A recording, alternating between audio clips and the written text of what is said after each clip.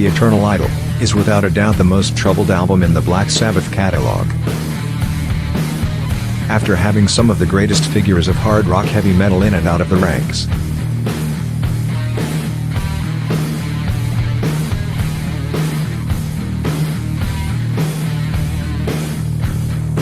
it was ultimately fresh blood that would come shining through.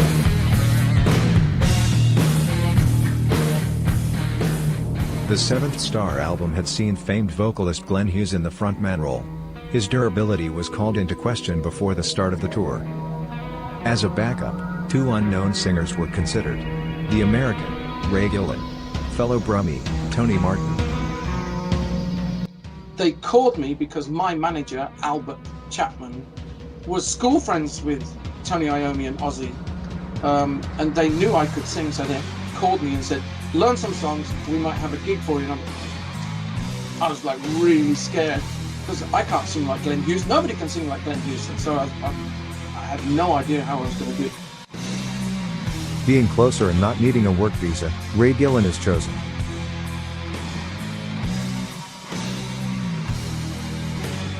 Tony Iommi, Ray Gillen, Jeff Nichols, Eric Singer, Dave Spitz now enter the studio for the next Black Sabbath album.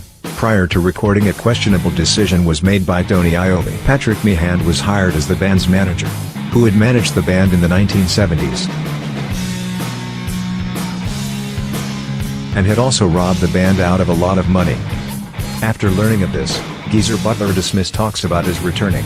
The band proceeded to the Air Studios in Montserrat, which was the most expensive studio in the world. Seventh Star producer Jeff Glicksman had his services retained. Dave Spitz was soon released as Jeff Glicksman believed Dave showed little interest in the project. Jeff facilitates the hiring of veteran Bob Daisley. Bob was taking a break from recording with Gary Moore. Bob agreed to write and record during his break only. Tony Iommi and Jeff Nichols, as like before, were the primary songwriters. Bob Daisley wrote the majority of the lyrics and lent a hand in shaping the music. Problems began very quickly with Ray Gillen. Tony Iommi, Jeff Nichols, and Dave Spitz have said that Ray was not able to write any meaningful lyrics. Bob Daisley has said it was easy to write for Ray.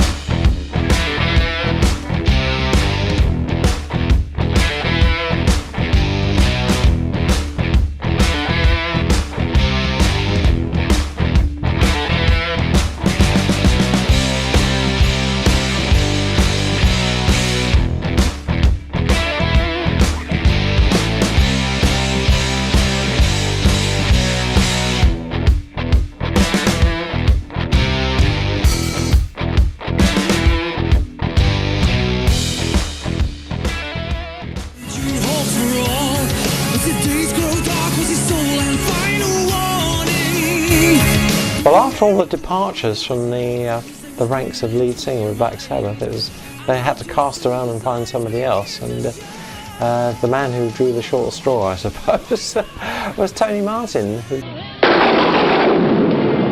An Eternal Idol followed on from that, trying to Ray Gillen come in to replace Glenn Hughes. Halfway through the Seven Star tour, he recorded the next album, then left. So we had to get Tony Martin in at the last sort of minute, and he did the vocals on that. And then the next call I got from Sabbath was when Ray Gillen disappeared, and they needed a singer. And then I got the audition and I got the job. Tony Martin was an unknown guy, also from the Birmingham area, which was a good thing, really. A lot of people didn't know who the hell this Tony Martin guy was, you know, and probably confused a lot of people, probably more in America than anywhere else. But that said, his first stab at a Sabbath album was a very, very good one. I also felt a bit sorry for Tony Martin. It was a very, very hard job to come in at that stage, and a lot of pressure. Tony Martin, I think, was welcomed by fans, and he soon proved himself to be one of the more adaptable singers. He could do an Ozzy, he's probably nearer in style to Dio, but basically he could cover all the bases and he had something of his own to offer as well. He could certainly cover all the different eras of Black Sabbath, Ozzy Osbourne, Ronnie Dio, Ian Gillan even, you know. Tony, what's it like actually filling the shoes of people like, obviously, Ozzy Osbourne, Ronnie Dio, Ian Gillan? I mean, do you feel that pressure on you? Not really. I mean, I'm confident in what I'm doing. I'm fortunate enough to have the sort of voice that can cope with the range of those singers, so I'm able to put that across as it should be heard. But at the same time, I'm working on me. So right. I'm getting myself across as well at the same time. Right, now, of course, I detected the Birmingham accent there. Oh, what? Another Birmingham. That's it, another one. Another Brummie, yeah. Is that how come you two know each other, then, from Birmingham days? Well, we've known each other for a while, yeah. We don't go out with each other, don't we? No, we're getting married next week, though. Yeah. If you go back to the very beginning, when I first got into the band, I was a complete rookie. I mean, I didn't know what I was doing. I mean, they took me out of a band called The Alliance, and we had a deal with Warner Brothers at the time, but we weren't doing much. And so when they sort of put me in front of Sabbath, I was absolutely, completely inexperienced. I mean, they took me out of a local Birmingham band and stuck me in front of one of the most famous names on the planet. So I don't know what they was expecting, but I did the best I could. Und ein unbeschriebenes Blatt, Tony Martin als Sänger. Er ist der Jüngste in der Band und war früher selbst ein Sabbath-Fan. Oh yeah, I went to see these guys when I was...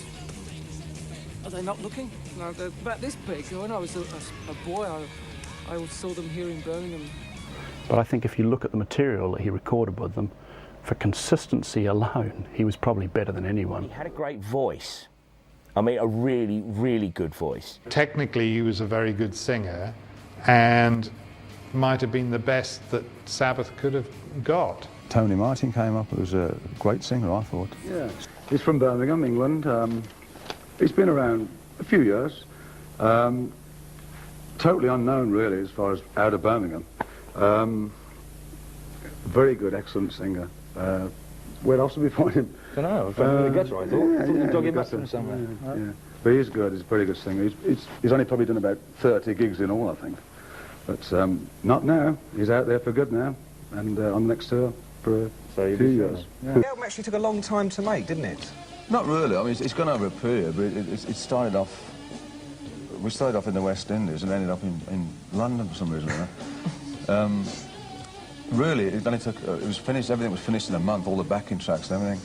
But then there was this long break while we sorted out all new people. Right. You know, we had all different hang-ups with producers and God knows what else. So we had to replace Jeff Glixman and bring in a different producer. So this went on for a while. And by the time we got back to doing it again, was in London and cold. Do you do much of the writing on the album, Tony? No, I don't feature writing at all on this album. Maybe in the future, but on this one it was already written and worked out before I got there. All I had to do basically was sing it. Right. And they gave me 8 days to do it in. Right, right. Wow, that's fairly generous of you, Tony. Yeah, well, he had 7, but he went over a day, you know. Actually, he done really well, it was very good. Yeah. I didn't really have to think very hard when I was doing the Eternal Idol, because it's already done. They said, don't change anything, just copy what's there. They didn't have the time, they didn't have the money to change anything, so like that was just me singing what they'd already done. By that time, they'd been in Montserrat for like, I don't know, a year or something like that. And they'd spent all their time and money and effort building this Eternal Idol up. Well, that was kind of fine by me because, you know, I'd got such a short time to get it done. I hadn't got time to write anything anyway. And so, you know, it was a bit of a blessing that it was already written and the melodies kind of already worked out. So, you know, I went in and did my best. There were a couple songs that did not make the album that you did have a hand in, like Black Moon and Some Kind of Woman. Yeah, in those days, it was still important to have an extra track for Japan. Jeff Nichols expressed that Tony Iommi was holding on to the hope that Geezer Butler would still rejoin. Longtime friend of Tony Iommi's, Bev Bevan, drummer for the Born Again tour, agreed to rejoin. a final meeting with Tony Martin, Geezer Butler, and Tony Iommi was held. With Patrick Meehan still attached as manager, Geezer declined for the final time.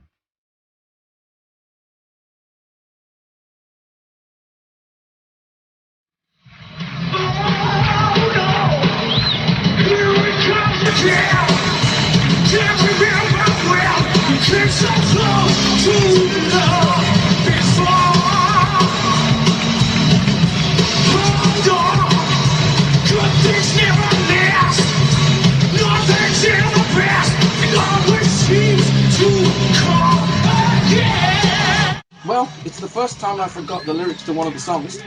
The crowd, I think, got on the stage, didn't they? And it got cut short, I think. I think we did like an hour or something, and then they got the guitar.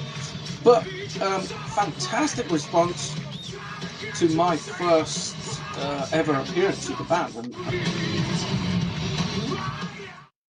And then we went to South Africa.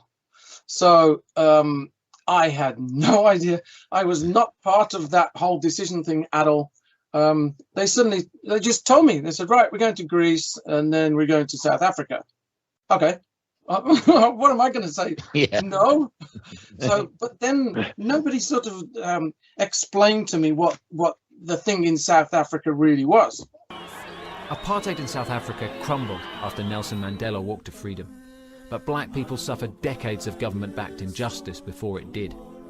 Apartheid really began in 1948, but separating black Africans from the white minority had long been a policy aim. Laws made white people officially superior, and the large black majority faced discrimination in every aspect of their lives. In South Africa tonight, violent demonstrations following the execution of guerrilla leader and poet Benjamin Moise. 2 policemen were stabbed and others stoned by black mourners. Moise was executed today for the 1982 murder of a black policeman. While the violence in South Africa continues, there's an anti-apartheid protest of another kind here at home. News 9's Matthew Schwartz reports it comes in the form of a song.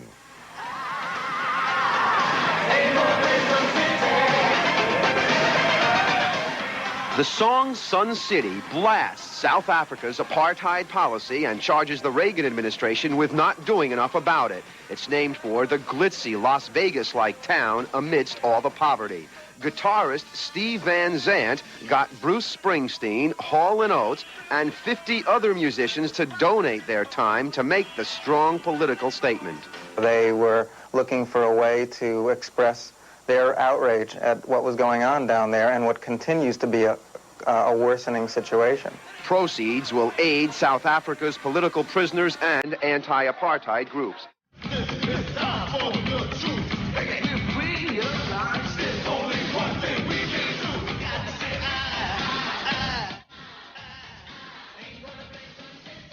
And Geezer Butler refused to do it.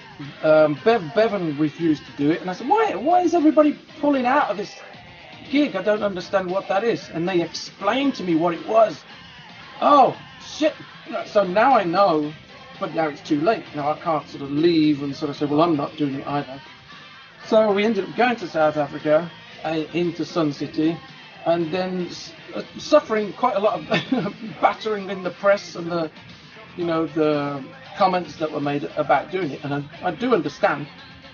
But because I had no involvement in the decision or how that came about, I just kind of got dragged along with it, really.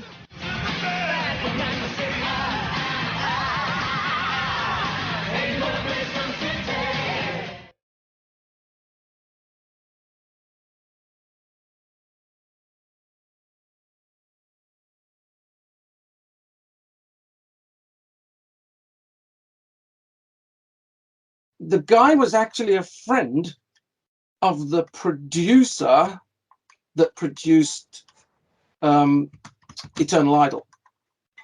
And he'd been told that we hadn't got a bass player and to sort of walk by the studio and see if he could get in and have a jam with it. Well, this guy turned up, just kind of walked into the session as we were recording. We didn't know who was going to turn up. And he kind of just stood there. So we said, hello, are you here to play bass? He said, yeah, I'll give it a try. I said, I'm not really a bass player, I play guitar. So he said, do you think you can play bass? And he said, I'll give it a try. Really, really laid back dude, covered in like this turquoise jewelry and stuff. And he swore blind that he was a reincarnation of some American Red Indian or something, I don't know. And so he kind of just stood there and looked like he was playing bass. It wasn't really important because the track was fed to us over the monitors anyway, and we weren't all really plugged in doing it, as you don't usually when you're doing video. But he sort of played it and then just disappeared. He'd never got his name or anything, so it was kind of weird. But yeah, he was sort of semi there and semi not there, really. That is wild. Yeah, so it was a situation where he showed up, did the video, and then left, and you never saw him again. Nah, never saw him again. Never heard from him. Nobody knows who he is. I know his name's Steve, but apart from that, I have no idea. And do you know what? He's never actually owned up to it either. You would think that, you know, somebody would say, yeah, that was me. I played with Black Sabbath, you know. But he never did. He never owned up to it, never came forward. I mean, you know, I don't know if he's still alive or not. I don't know. Who knows? Let me begin by clarifying exactly who is in Black Sabbath at the moment, because the last time we heard from the band was the Seventh Star album. There seemed to be... Well, to be honest with you, I got completely confused. I didn't know who was in the band in the end. Who's in the band? You got confused. Yeah. Yeah, there's Tony, of course, Tony Martin on vocals. Here he is, here, this one here. Terry Chimes on drums, who you might know from The Clash and Cherry Bombs and people like that, yes. Which is unusual for us, but he really does fit in. It fits in great. Who have you got on the bass? On bass, we've got Joe Burt, who's just recently come with us. And Jeff Nichols on keyboards. Right, Jeff's been with the band a long time, though, hasn't he? Yeah, we can't get rid of him. We've been trying for ages, isn't it?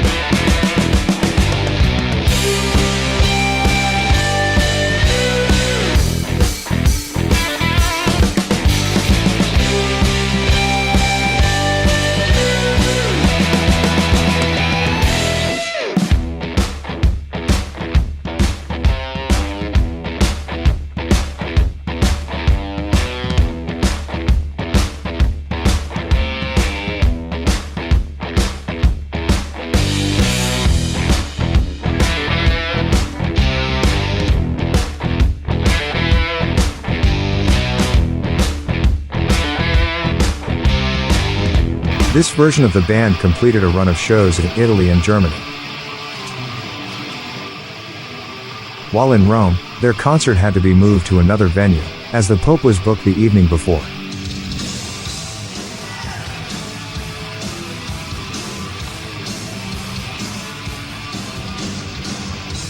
His stage equipment was still set up, and they refused to move any of it.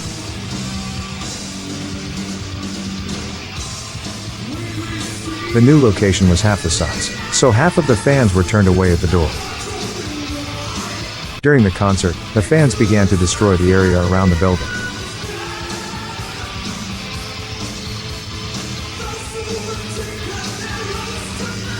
The promoters had Tony Martin disrupt Tony Iommi mid-solo, so they could stop the show dead, which led Tony Iommi to give Tony Martin a look so evil that the devil himself would be afraid of.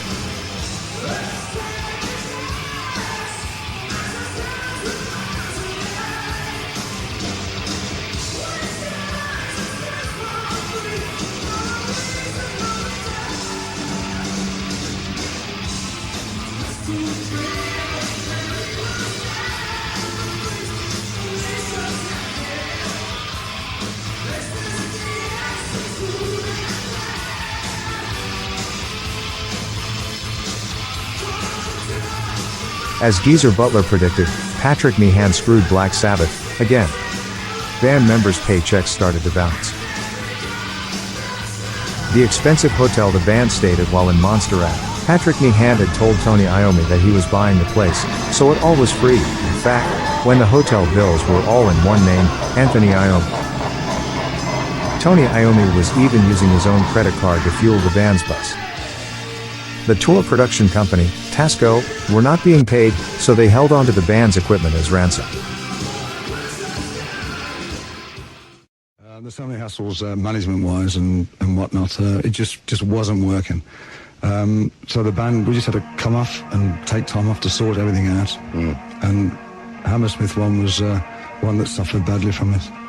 Because I was talking to people, like, you know, in the street, and they were let down.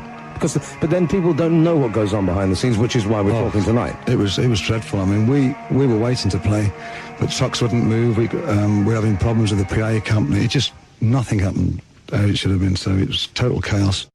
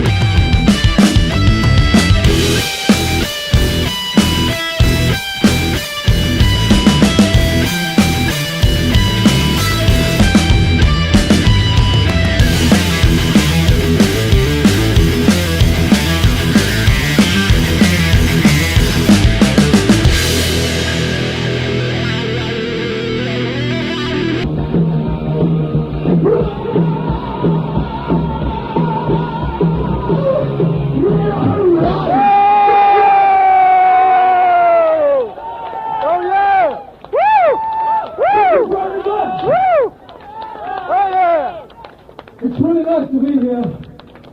We've had to recruit a few friends here. Mr. Jeff Nichols on bass. Mr. Terry Charles on drums. You know Mr. Tony Iommi? I'm Tony Martin. Hi, how are you? Now, this is a tall guy. You should feel it, right?